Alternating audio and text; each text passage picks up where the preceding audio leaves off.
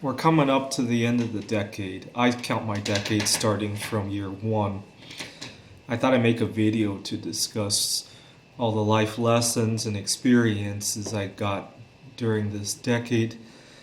So we begin in early 2011 when I was working on my PhD and I had just gotten over my fear of flying. My advisor had wanted me to go to a conference in California, and I argued with her about it, and then finally I conceded.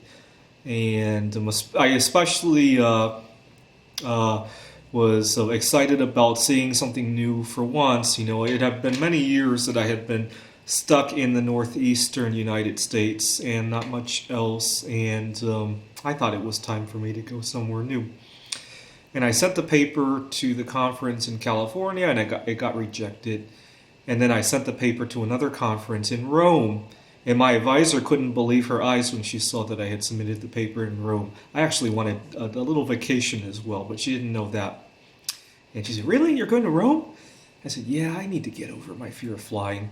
And besides, I don't like American girls. I want to someday leave the country and marry somebody from another culture." And my advisor is from Holland, and so she could relate to that.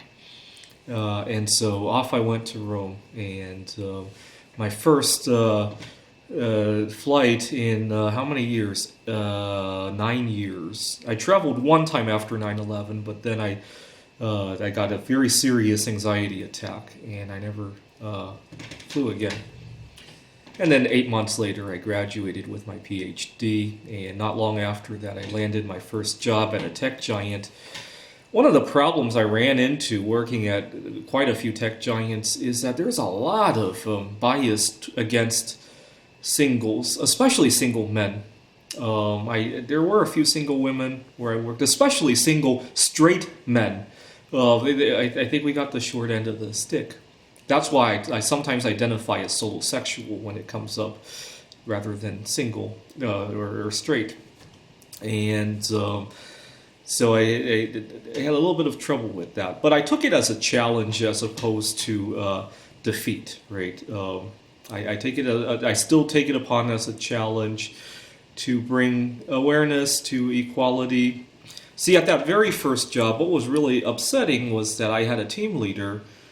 She was, I want to say, a few years my senior, and she had gotten pregnant during my time there. I was 6 months into the job. She got pregnant, and she had asked me if I wanted to donate some of my vacation time to her. I mean, they get plenty of good leave. I mean, this is a tech giant.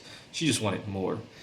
And I think the reason she asked me as opposed to anybody else is because I'm single. See, I would have loved to have told her, sorry, but you're married and you're pregnant. I want to marry somebody and have children someday too. Why don't you give me some vacation time so that I could go look for my future wife? Sometimes I'd like to take a day off to go hang out and look for a future wife. I would have, in a fair world, I would have loved to say that. Of course, we don't live on a level fair world, right? That would have been very insulting to her. But for her to ask me for vacation seemed to be okay. Anyways, that's a problem that I still have to battle with to this day, amongst other work challenges. I'll get to them later in this video. And then 2013, I competed in my first computer Olympiad. You see, I would have loved for somebody to donate some vacation time so I could not be so rushed when I go out to these conferences. Right now, I have to work remotely and attend the conferences. I mean, thankfully, both of them are happening remotely, but different time zones. And see, I don't get any breaks for that. So I went to my first computer Olympiad in 2013, and I didn't win any gold medals that time. I got 2 silver medals and 4 bronze medals, if I remember correctly. Then I met a girl after I came back home from that conference, and we dated for 2 years. It was a long-distance relationship. And we eventually discovered it wasn't going to work. She wanted children.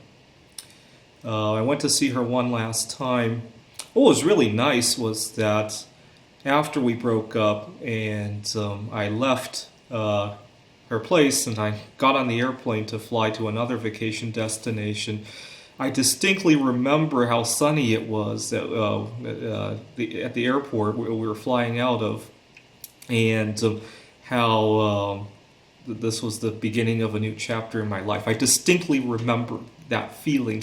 That's the feeling I often break up with. I hated when people tell me how sad they are after breaking up. I have so many good breakup experiences. There's two more that I'm going to bring up later in this video. So I moved to Seattle, and I continued to be singled out over being single, like I mentioned earlier at another job here. I felt very pressured to meet people because there was so much discrimination for being single. We've all heard the adage that you shouldn't date somebody at the workplace. In the tech giant, it's the other way around. It's better to date somebody in the workplace than to be single. At least you don't get that disparity in treatment. I've never seen anybody getting into any kind of serious trouble over a workplace relationship. I have seen a lot of people get into trouble for being single. It's just weird. Anyways, so a couple months after after I lost that job, I had gotten a traffic ticket, and I was allowed to do a community service because I was out of work at the time. And I had gone to King County Library in Redmond to give a presentation about using various Microsoft products, Word, Excel, and stuff like that. And one of the kids, he was 14, 15 years old. He and his mother had come by and asked if I do any sort of private tutoring. And I thought, hey, this is something I could do. And not long after that, I landed a job at a tutoring center.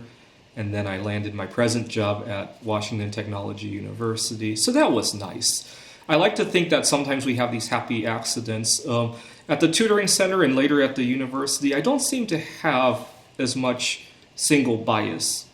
I think the reason, this is kind of silly, but the reason I don't have so much single bias at the university is that a lot of people see me as a student. I look very young for my age, unfortunately. It's unfortunate because I attract a lot of people too young for me. Some of my students, they literally have a crush on me. I can tell. Sometimes not even just students, but when I go out in public, I get teenage girls who have a crush on me, and I go along with it. But I'm wasting my time, and I'd rather be actually meeting some kind of actual material. Although some of the people I have met in the past, now that they're in their 20s, and maybe that might work. And plus I get experience, right? Sometimes experience with communicating with some of these people, that's not a total loss. But at the same time, I want to also be meeting people in their 30s and 40s, right? And but it was nice that I had that happy accident. And then finally, I met a girl while playing at a chess tournament, and we were seriously considering getting married. And I got really depressed because I really enjoyed my single life. I forgot another relationship. I was dating a girl, almost a decade, more than a decade, my junior actually. One day we had gotten into an argument at her parents' home. She accused me of cheating on her. I was programming the AI for the computer game 2048. It was a craze at the time. This was 2016 that we were talking about. And she accused me of chatting with another girl online. She wanted to know who the other girl was and what was so fascinating about her. And when I told her, and she wouldn't accept that it was another girl, I straight up told her that the other girl was a computer game. And she was so upset at that remark for whatever reason. I stormed out of her parents' home, and I was going to drive back home to Redmond. They were in Bellevue. But I ended up in Ellensburg, and then I drove to a rest stop in Vantage. And the This was at the beginning of spring, and you could see the Milky Way, and Jupiter and Saturn were also out. And I just had such a great time. I completely forgot about the girl, and I never saw her again. Although we have shared a few Facebook messages, and I think she is engaged now, so we're both happy now. I don't know what 2020 has done to the engagement, but she was happy, and I'm happy too, so that's good. But then, not a year after that, I met another girl, and actually, it's her family that wants us to get married. And later on, she did too. And I got really depressed out of my mind because I thought my time as a single guy was coming to an end. And I gave the idea of ending one's single life a little bit of a nickname. You see, I had just been following Cassini Grand Finale, and I got really sad about Cassini crashing into Saturn. So I nicknamed the idea of my single life coming to an end, my single life grand finale. I think I recorded a few videos on that too, when I was going on my single life grand finale mission.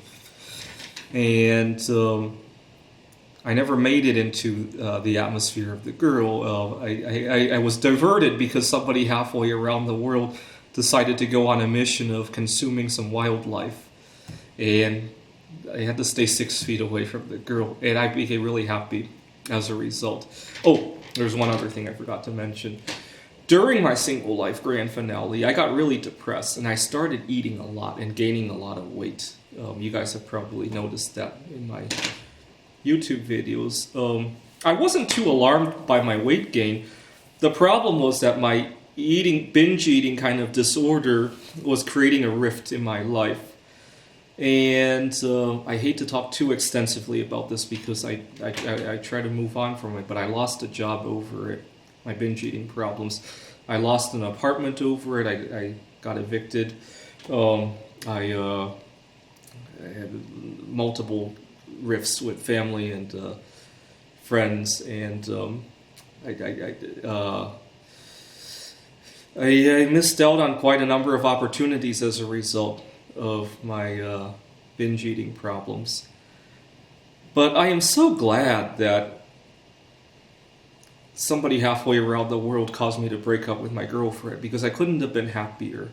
I no longer felt a rush to do things. I wrote a number of backgammon AI programs. I wrote quite a number of other games. I went out to sightsee, and hopefully I'll get to view Jupiter and Saturn coming into conjunction. Last night we had a lunar eclipse, and I used that as practice for shooting the conjunction. And I intend to stay single for at least the next couple of chapters in my life, if not forever, but at least not until I'm ready to not have to rush everything at the end. I really created a major rift with my life toward the end. And I give this concept of this new life that I'm living a nickname as well. I call it my single life extended mission now. Anyway, happy new decade, and hope the new decade brings some better luck.